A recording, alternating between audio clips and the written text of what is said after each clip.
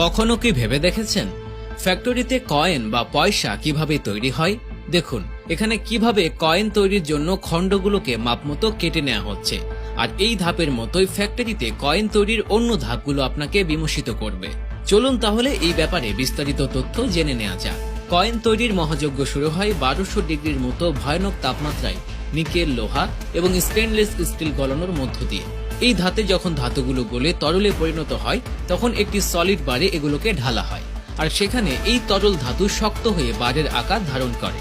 পরের ধাপে একটি কম্প্রেসার মেশিনের সাহায্যে এই বারটিকে বারবার উচ্চ পর্যায়ে চাপ দেওয়া হয়। ওই চাপে কয়েন যতটুকু পুরো ততটুকুই পুরো ধাতুর পাত তৈরি হয়ে যায়। তারপর ওই পাতকে একটি মেশিনে ঢুকিয়ে দেওয়া হয়, যেই মেশিনে গোল গোল চাকতি থাকে। চাকতিগুলোর সাহায্যে ওই পাতের উপর চাপ দেওয়া হয়। এর ফলে মেশিন থেকে কয়েনের অসংখ্য আকার বেরিয়ে আসে। এই মেশিনটি দ্রুত কাজ করতে পারে। এটা এতটাই দ্রুত কাজ করে যে আধা ঘন্টায় এটি প্রায় 27,000 কেজি কয়েন কাটাতে সক্ষম। বার থেকে কয়েনের কাঙ্ক্ষিত আকার বের হবার পর সময় এসে গেছে ডিজাইন করার। এই লক্ষ্যে একজন গ্রাফিক ডিজাইনার আলাদা আলাদা কয়েনের জন্য আলাদা আলাদা নকশা তৈরি করেন।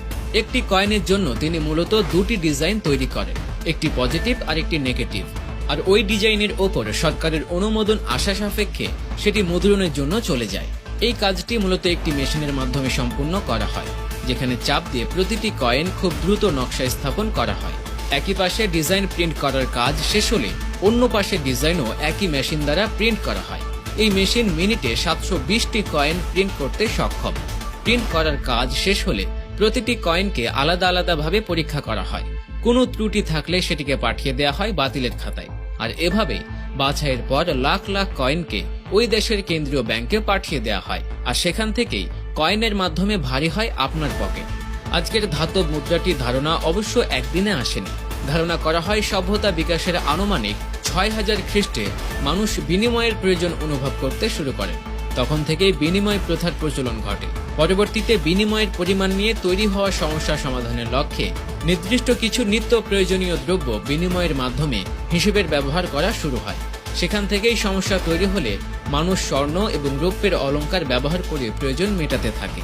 এরপর সমস্যার সমাধান না হওয়ায় মানুষ সার্বজনীন একটি বিনিময়ের মাধ্যমে প্রয়োজন অনুভব করে। তখন কিছু দেশ ঢালাইকৃত স্বর্ণ মুদ্রা এবং কিছু দেশ রৌপ্য মুদ্রার প্রচলন শুরু করে। পাশাপাশি সঠিকভাবে দ্রব্যের মূল্য নির্ধারণ করা যায়।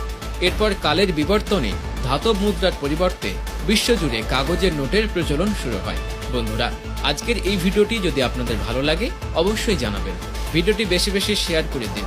10,000 লাইক হলে আমরা পরবর্তীতে কাগজের নোট কিভাবে বানানো হয় সেটি আপনাদের